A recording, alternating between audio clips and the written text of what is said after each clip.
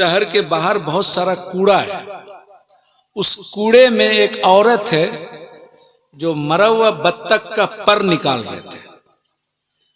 تو دیکھیں لباس میں کالا اور ہرا وہ لباس ہونے سے وہ آل رسول کہلاتا تھا اس زمانے میں.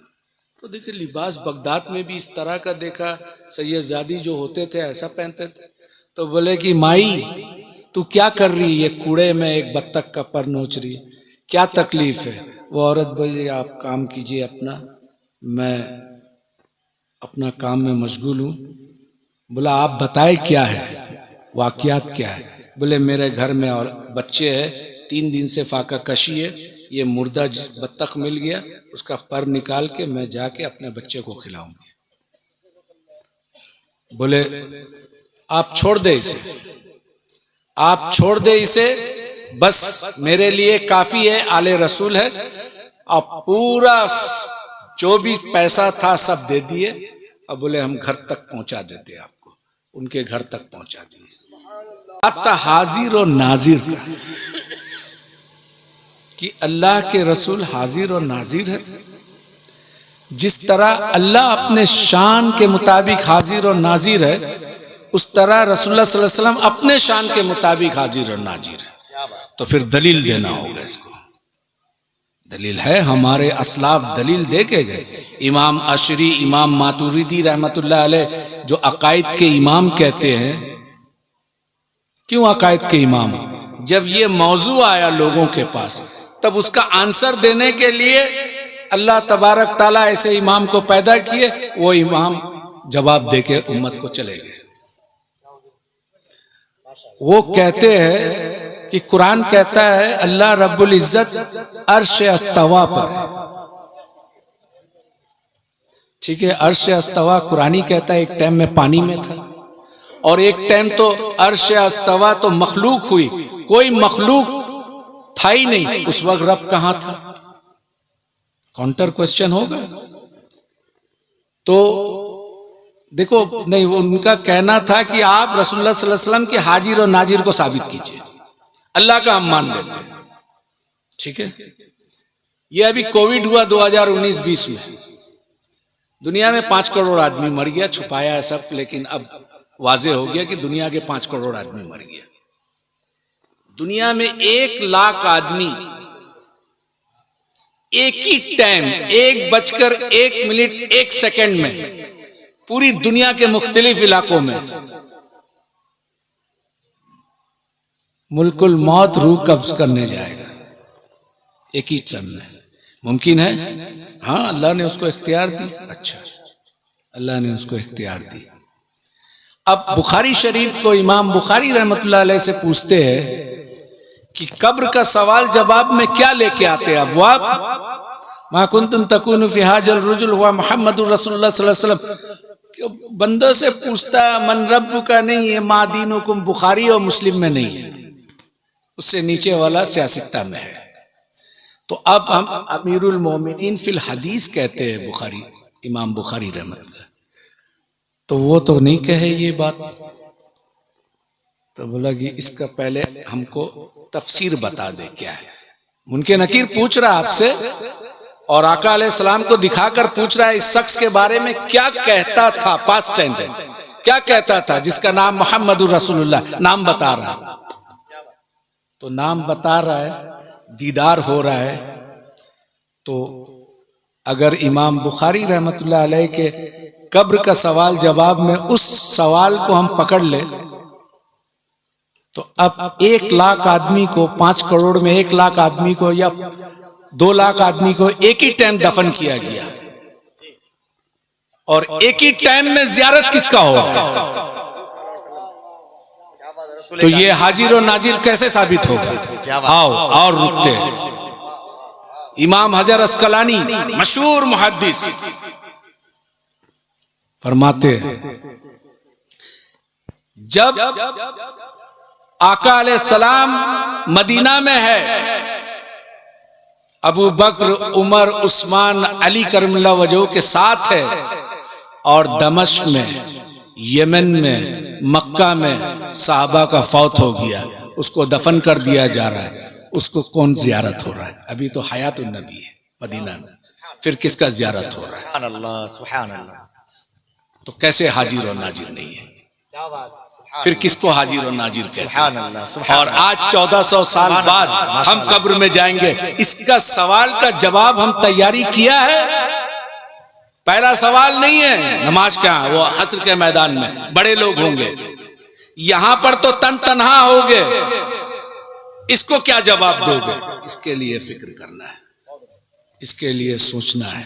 یہ سبق جو ہے صوفیہ کرام کے پاس ہے، اس کا آنسر محدث مفسر محقق کے پاس نہیں ہے.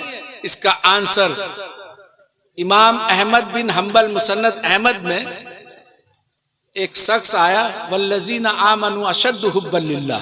وہ مجھے امام احمد بن حنبل آپ بتائیے، ہم رب کو دیکھا نہیں، رب سے بے تحاشا کیسے محبت ہو جائے؟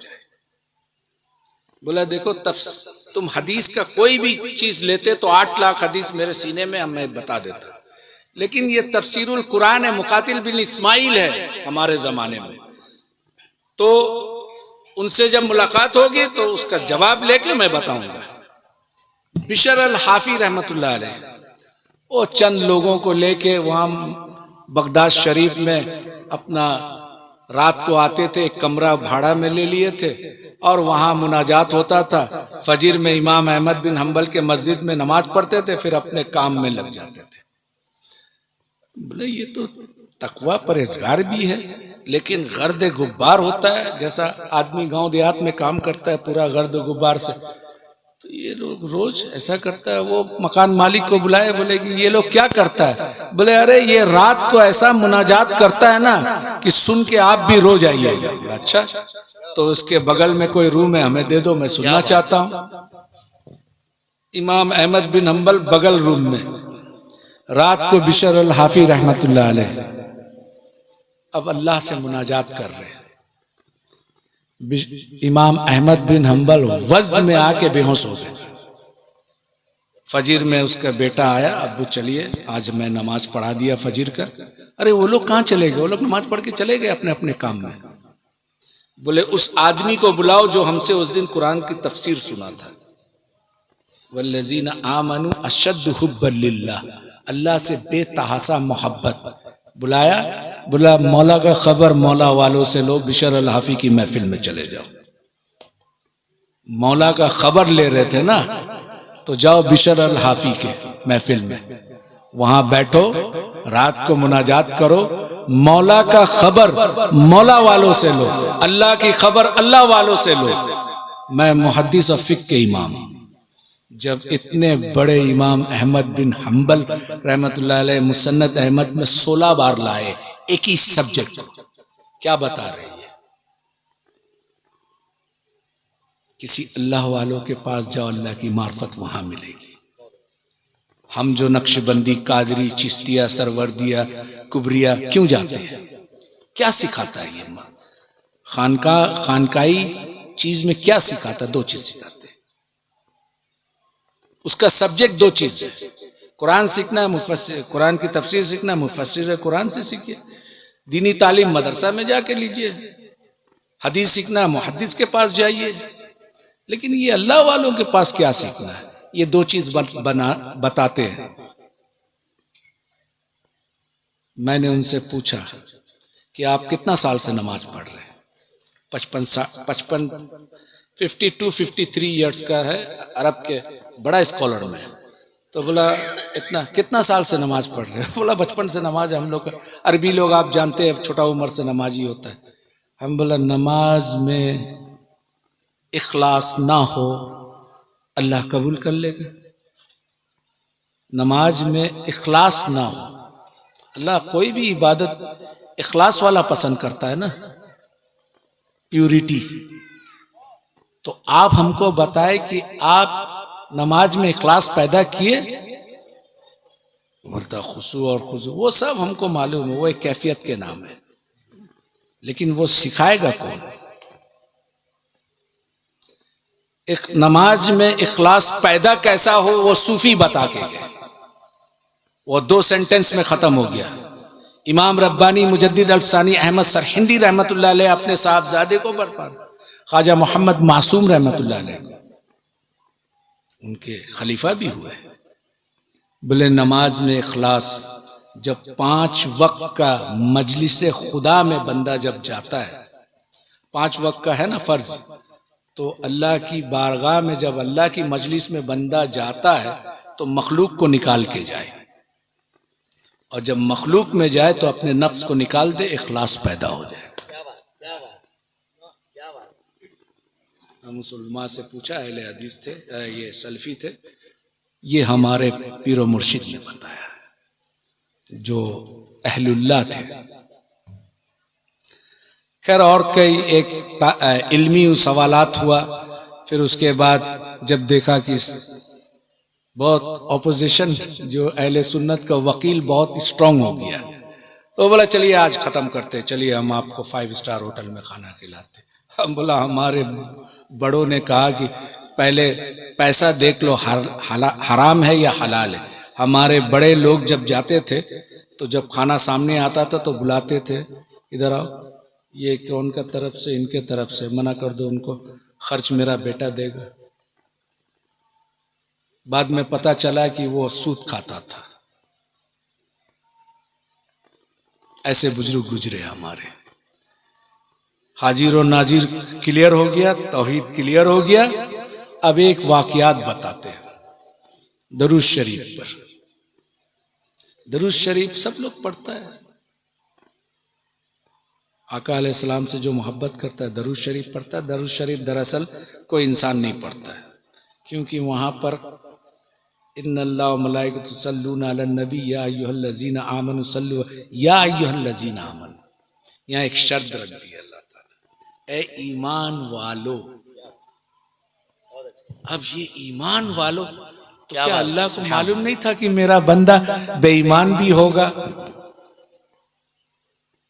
ایمان والا بھی نہیں ہوگا، میرے حبیب کے امت سب قسم کا ہوگا؟ اللہ کو معلوم تھا، لیکن جب کلام الہی آ گیا تو اللہ، کیونکہ اب حبیب کا بارگاہ رسالت کا بات ہے، تو اللہ تبارک تعالیٰ نے درود کا پیٹرنز کو بدل دیے۔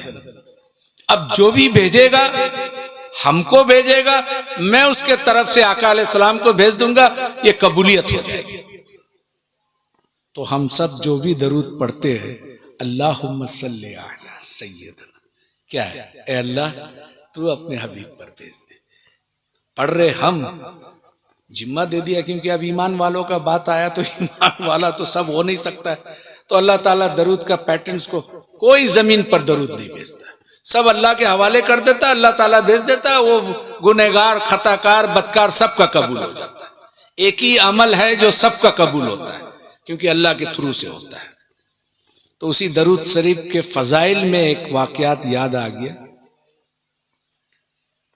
اکبر بادشاہ ہندوستان میں گزرے اور ان کے دین الہی کو کرش کرنے والے امام ربانی مجدد الفسانی رحمۃ اللہ، شروعات بہت عقیدت مند تھا۔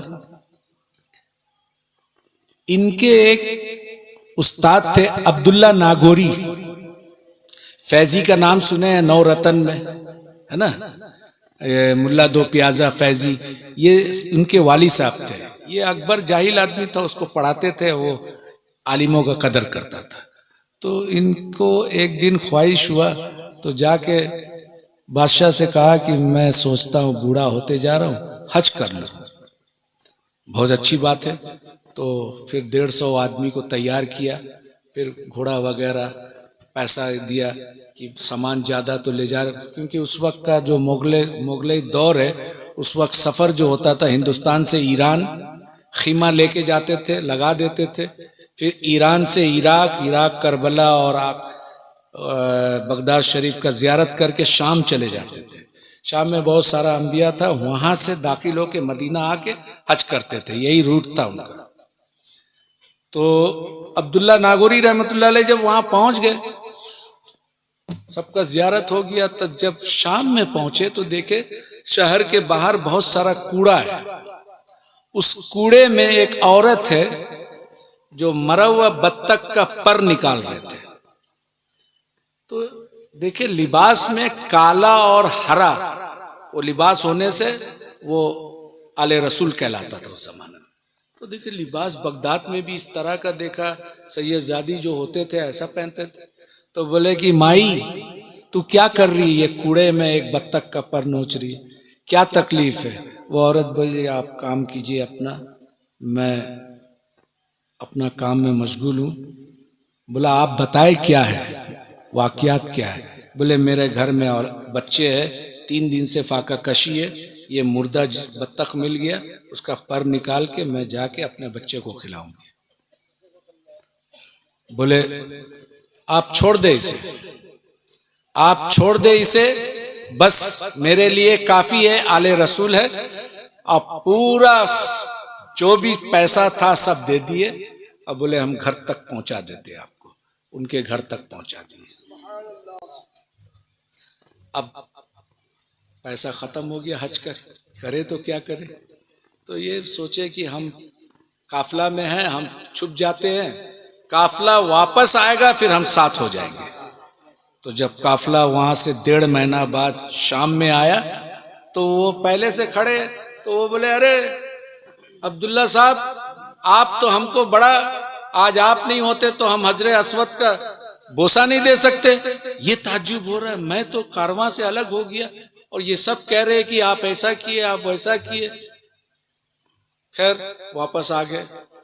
کافی دن گزر گیا. اب ان کو ہجم نہیں ہو رہا ہے. ایماندار آدمی تھے. تو ایک دن بادشاہ سلامت کے پاس, اکبر کے پاس جا کے بولے پورا واقعات بیان کر دیا. اکبر نے کہا کہ بھائی یہ کیا ماجرا ہے؟ بولے سب آدمی کو بلایا اکبر نے. تم نے دیکھا تھا؟ حضور میں نے دیکھا تھا ان کو. تم نے دیکھا تھا؟ سب نے کہا. بولا اب یہ کیا معاملات ہے بھائی؟ یہ گئے نہیں, یہ میں مانتا ہوں, یہ جھوٹ نہیں بولتے, اور یہ لوگ کہتا ہے کہ ہم نے دیکھا تھا, تو معاملہ کیا ہے؟ تو اکبر نے کہا کہ امام ربانی مجدد افسانی احمد سرہندی رحمت اللہ علیہ کو بلاؤ. بولا وہ تو دلی میں ہے, وہ باقی باللہ کا وفات پا گئے تھے تو اس کا عرس میں آئے ہوئے. تو بولے فوراً پیغام بھیجو. امام ربانی مجدد افسانی رحمت اللہ علیہ اکبر کے پاس آئے. بولے پورا واقعہ سنو. پورا سنائے. تو آپ نے فرمایا کہ میں استخارہ کروں گا, مغرب کے نماز کے بعد استخارہ کر کے بتاؤں گا. مغرب کے نماز پڑھا گیا, اس کے بعد استخارہ کیا گیا. امام ربانی مجدد افسانی احمد سرہندی رحمت اللہ علیہ نے فرمایا کہ تو نے جو ہے آل رسول کے اوپر جو درود پیش کی وہ بارگاہ رسالت میں قبول ہو گیا, اور اس کے عوض میں اللہ نے تیری صورت کا ایک فرشتے بنا دیے, قیامت تک تیرے لیے حج کرتے رہیں گے. یہ تھا درود کی فضیلت. ہم کہتے ہیں نا آپ پر سلامتی ہو, آپ کے اولاد پر سلامتی ہو, خالی سلامتی ہو سلامتی ہو, اور آپ کے بغل میں ایک سید زادے بھوکا مر رہے, آپ جا کر اس کو اپنے چیز سے زیادہ, کیونکہ آقا علیہ السلام کی نسبت ہے, آپ دل کھول کر اس کا مدد کر دے, آپ کی وہ درود قبول ہو جائے گی. درود شریف آقا علیہ السلام کی محبت جو ہے قربانی چاہیے, قربانی چاہیے, اور ہمارا پاس وہ جذبہ نہیں ہے قربانی کا. لہذا میں اپنے تقریر کو یہیں ختم کرتا ہوں. میں آخری گزارش کرتا ہوں کہ جب ایک انسان ایک ادارہ بنائے تو سب مل جل کے اس کو بنائے تاکہ کامیاب ہو, ہمارے اولاد سب تعلیم یافتہ ہو. وآخر دعوانا ان الحمدللہ.